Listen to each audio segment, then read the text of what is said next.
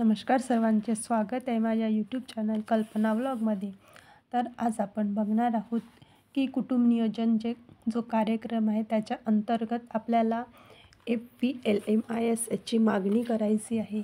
तर सर्वात आधी आपल्याला प्ले स्टोअरवरून ॲप डाउनलोड करायचा आहे। FVLMIS हा जो ॲप आहे तो डाउनलोड करायचा आहे आपल्याला प्ले स्टोअरवरून।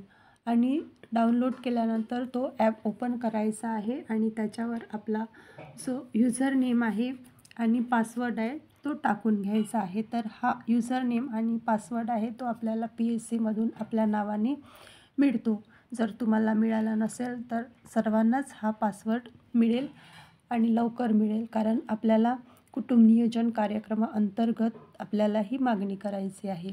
हे टाकल्यानंतर मग आपल्याला लॉग इन करायचं आहे। लॉग इन केल्यानंतर आपल्याला हे इंडेड नावाच्या जे लिहिलेलं आहे तिथे आपल्याला क्लिक करायचं आहे।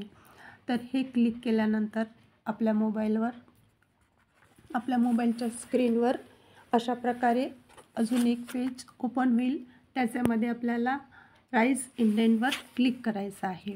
राईज इंडेंटवर क्लिक केल्यानंतर परत आपल्या मोबाईलच्या स्क्रीनवर दुसरं पेज ओपन होईल। त्याच्यावर आपल्याला गोवर क्लिक करायचं आहे। हे जे गो दिसत आहे इथे आपल्याला क्लिक करायचं आहे। या गोवर क्लिक केल्यानंतर परत आपल्या मोबाईलच्या स्क्रीनवर दुसरं पेज ओपन होणार आणि हे बघा इथे आपल्याला आता मागणी करायची आहे। तर इथे Chhaya, easy bills, OC bills, PTK हे सगळं दिलेलं आहे। हे आपल्याला आपल्या गावाच्या लोकसंख्येनुसार आपल्याला मागणी करायची आहे।